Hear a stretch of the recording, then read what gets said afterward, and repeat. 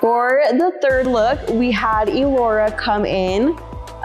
For this one, we decided to do classic with our 200 series. We created a wispy mapping.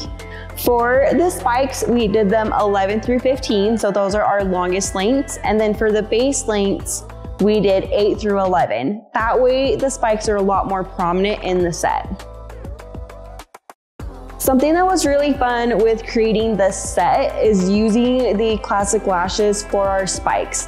It helped speed up the process, especially with using the pre-mades as well. The classics were just super easy to put in the set, and they were just as defined as closed volume fans. Bella Lash's 200 collection is stunning, and it's the perfect way to add another element within your artistry, especially if you are barely learning mega volume or volume. Our 200 collection is going to give you the look you desire with the timing your client wants.